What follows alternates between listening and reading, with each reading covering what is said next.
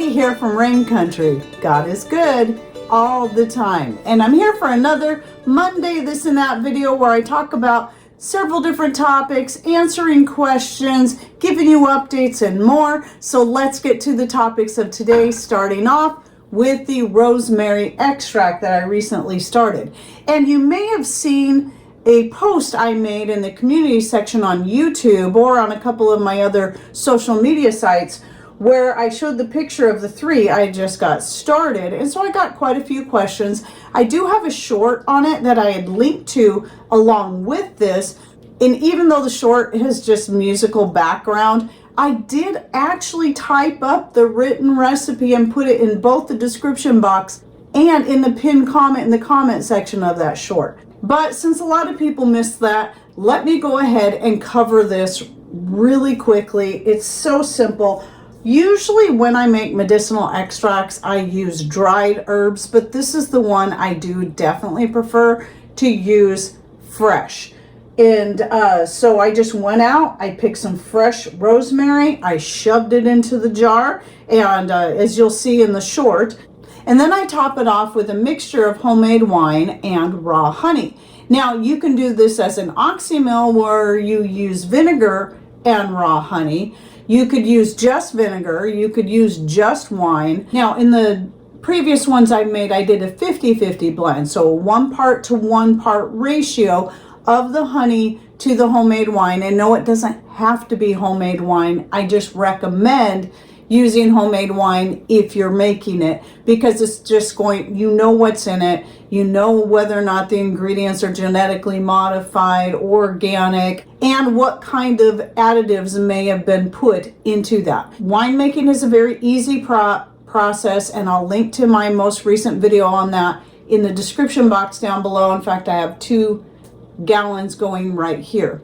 And I do recommend people learn how to do it even if you don't drink, because of its many uses. Now in this case, because I'm really trying to get a lot of my 2023 grapes out of my freezer that I put up that year so I can make room for the grapes and the blackberries coming in this year, I'm really trying to work through a lot of my older wines, and I had about a ½ gallon left of one of them that I wanted to use up, and I thought, oh, I need more rosemary extract anyway. I got fresh rosemary coming in. Now's the time for me to use that up. So because of that, in this case, I used about 3 parts wine to 1 part honey in each one. So the honey I use is the organic. I really like the orange blossom honey that I get from Azure Standard. And so I just mix it with the homemade wine and then pour it over the top of my rosemary, and I let it sit for a minimum of 2 months to fully infuse, to extract the benefits from the rosemary itself. Now, one of the questions I had was some people didn't understand what it meant to let it sit for 2 months. They didn't know if that meant that's how long it's good for. No, that's how long you infuse it for on a minimum. You can leave it for a year just on a shelf. I've had some that I'd started, and it took me a few years to actually work through it. I never refrigerated it because wine and honey, neither one of these things will spoil. We usually use a little shot glass, and you can take anywhere from a ½ shot to a whole shot. If it's a child, maybe you're giving them an oxymel, which is a vinegar honey blend. They may only need a teaspoon or so, and we use this for coughs, colds, flus, and especially if there's any congestion in the lungs, we found this to be very helpful, especially if it sits for quite a number of months, because it will keep getting stronger and stronger the longer it sits. Because of its nature, you know how strong it is, it actually is very helpful when you take it as an extract or a tincture, opening up the lungs and helping to clear things out. Now, it is also a natural antiviral and natural antibiotic. So this will probably become my favorite even over the nasturtium leaf extract that we use as a natural antibiotic, just because of its multi-purpose use and helping with all of those things. So there's that. Hopefully I covered everything I was going to talk about there. And then let's talk a little bit about the wine again, since I have this here. So this one I started right at about a week ago, and it's bubbling really good. Now with this, I did what I normally do, and that is I add 2 cups of sugar right from the start when I'm mixing it with my homemade fermentation starter and whatnot. And then I usually add the 2nd cup after it's very, very active like it is right now.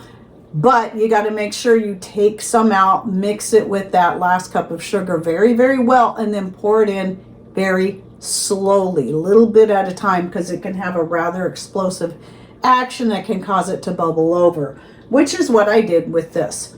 However, because of the fruit that I'm using in these, especially in this one, because I'm all out of blueberries. So what this is blueberry, currant, and mostly grape. Grape is the main base to it, plus some currants and blueberries from my garden. All of these were fruits that I'd frozen. Makes it much easier for pressing the juice out of them when you freeze all these things first. And then, but this one I decided, the reason I do it that way is because I worry about 3 cups of sugar right off the top with the fruit can slow down or stop or prevent the process from getting started.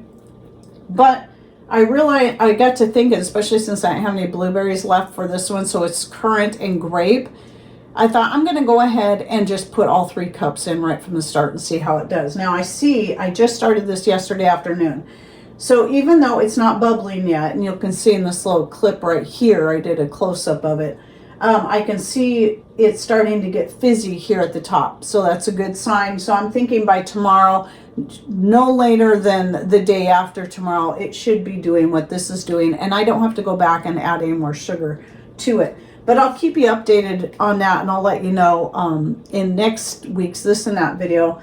I'll show you how this is doing. Now I will admit to something, that after I thawed out all my berries and pressed out all the juice, I came up a little short, and I didn't want to thaw out more fruit just to get this topped off. So I cheated and used some organic Hawaiian punch. So it's cherry, grape, and apple juice that I get from Vitacost.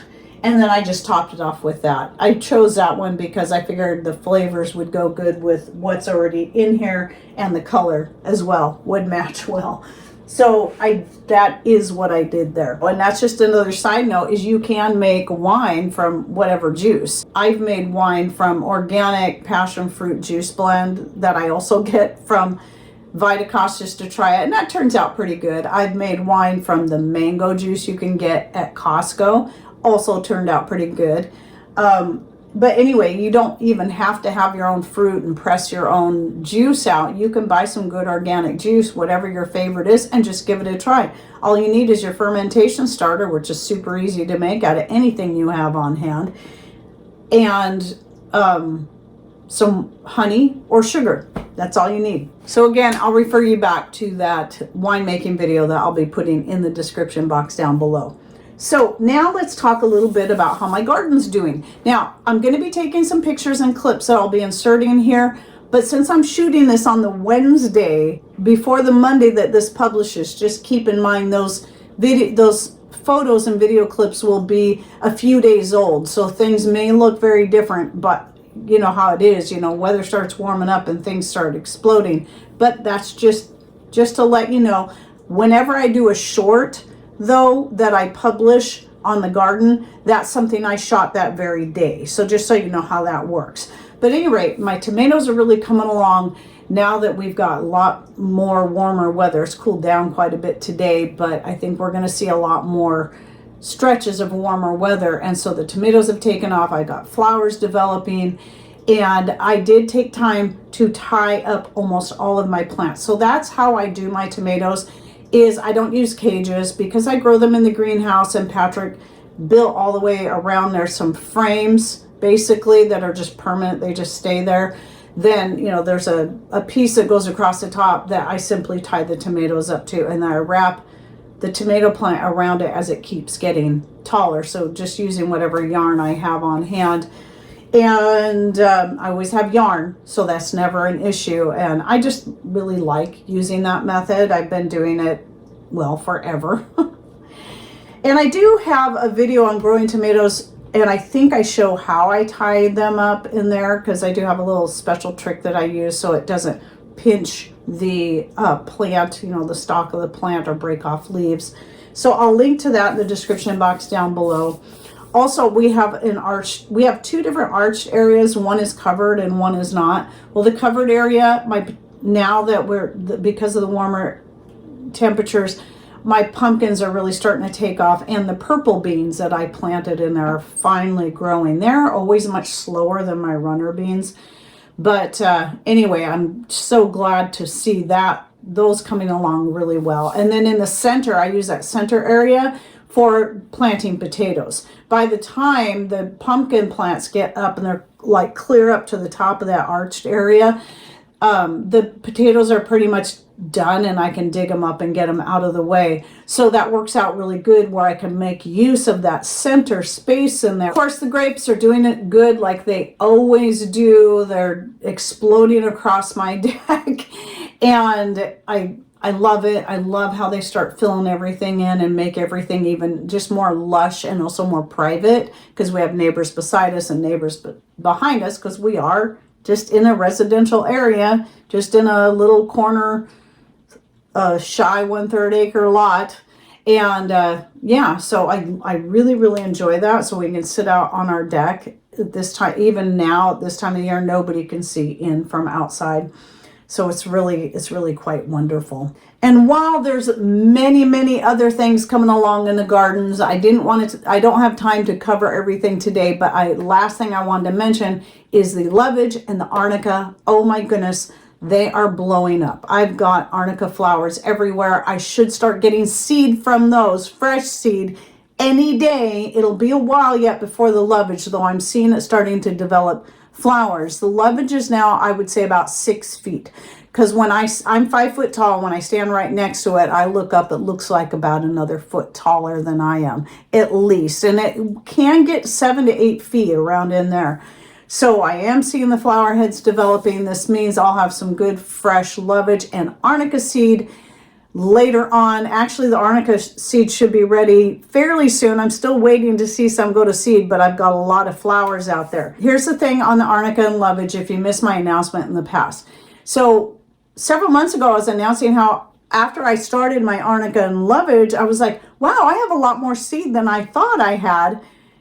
Well, then as it started growing, I'm watching it, I'm all excited. I realized both of them ended up being what looks to be lemon balm. Even though it doesn't taste and smell like lemon balm, it sure looks like it. Have no idea how that happened. And by this point, I had already sold several packages of each, and I feel absolutely terrible. And so I have had one person contact me, by the way, about that. And she must not have heard my announcement, because she's like, I think I've got the wrong seed. It looks like lemon balm.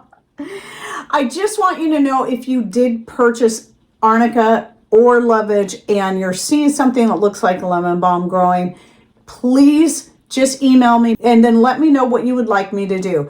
I mean, can either refund you the cost directly for the seeds, whichever ones you bought, or whether you bought both or just one of them, or I can send you out fresh packs of arnica and lovage seeds once they are ready, at no cost to you. So either way, you'll either get your money back or you'll get the seeds that you wanted in the first place. And again, I am so sorry this happened. I have no idea, because of how I keep my seeds organized. I don't know. They're the only ones that seem to end up with lemon balm seeds, what at least appears to be lemon balm seeds in them, and they all looked the same. So I don't know. It's very bizarre. Very bizarre. So I apologize for that, but I do promise I will make it right. But please contact me. Oh, and with that said, if you're interested in, if you're following our channel and you know that we do sell lots of, several different types of product, one of those being the herbal seeds from our garden and the skin cream, which today I got to get busy and make another batch of the grapefruit, frankincense, and ylang ylang skin cream, which is my personal favorite, and it's the one I use every single day and have for years. But I also have lavender, I also have rose geranium, and I also have an unscented that includes no essential oils, just the infused oil that I make from our own herbs that are good for the skin. So yes, I do sell that and a few other things that you might be interested in, including generators that Patrick makes, just little simple generators you put on a jar for making your own certain type of precious metal liquid that I can't talk about on YouTube. So, but I do have videos on it, on how to make it for yourself on Rumble, because that's where I am allowed to have it. Plus the chambers for vacuum sealing jars, like you can see right here. I use mine for vacuum sealing any jar that wouldn't, that isn't a standard canning jar. Some people like to use their vacuum chamber to vacuum seal all jars, canning jars, whatever fits in it. We have two sizes. We have the half gallon and we have the quart size. Just keep in mind the half gallon is like twice as expensive because, believe it or not, the parts to make it are twice as expensive. That's why it's so much more money. It's not just because it's bigger, it's because the parts are more expensive. All right, and then the last thing I wanted to bring up was just to remind you guys that I do have a second channel. It's currently called Rain Country Live. It's the handle for it is Rain Country 2 because I just started as a second backup channel on YouTube just in case. But several months ago, I decided to use that just for my live shows. So all of my live shows happen over there if you're interested. But even if you don't like live shows, because I know a lot of people don't because they tend to run on, they're long and people are chatty.